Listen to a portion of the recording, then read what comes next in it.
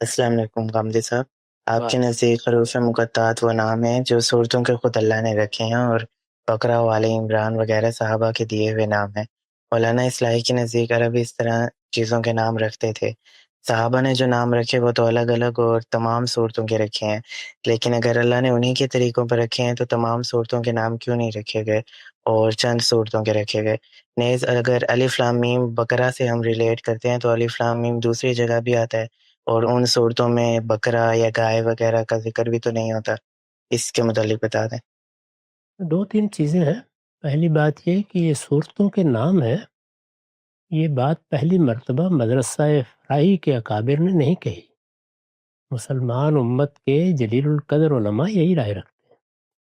اگر آپ مثال کے طور پر لسانی کا مقدمہ پڑھ لیں، تفسیر نہ صحیح تبری کو دیکھ لیں، اسی طرح سے آپ کشاف کی ابتدائی تصریحات کا مطالعہ کر لیں، سب بیان کر رہے ہیں کہ یہ صورتوں کے نام ہیں۔ صورتوں کے نام ہونے کا معاملہ نزاعی نہیں ہے، یعنی اس میں کوئی دوسری آراء بھی ہیں، لیکن زیادہ تر محقق علماء یہی مانتے ہیں کہ صورتوں کے نام ہیں۔ اب عربوں کے ذوق کیا کیا رہے ہیں؟ تو ظاہر ہے کہ عربوں کے ہاں قرآن کے علاوہ ہمیں کوئی باقاعدہ کتابیں تو نہیں ملتی۔ تاریخ کی کتاب ہے، یہ دین کی کتاب ہے، یہ فلسفے کی کتاب ہے۔ یونانیوں کے ہاں تو اس کی کچھ تاریخ ملتی ہے، اہل کتاب کے ہاں بھی، لیکن عربوں کے ہاں قرآن مجید ہی ایک پہلی باقاعدہ کتاب ہے۔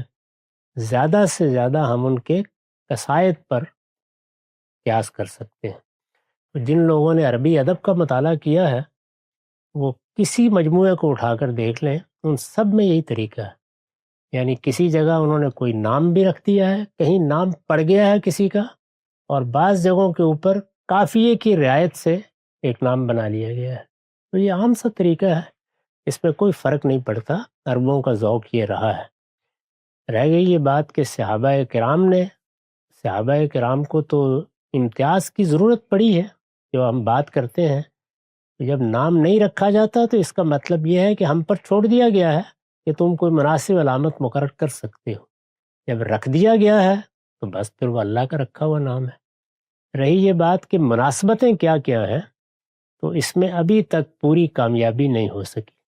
اس میں ایک بڑا مسئلہ یہ بھی پیدا ہو گیا ہے کہ قدیم عبرانی میں ان حروف کی کیا حیثیت تھی، وہ اب ہمارے سامنے اس طرح واضح نہیں ہے۔ عبرانی زبان کے حروف تہجی بھی مختلف مراحل سے گزرے ہیں۔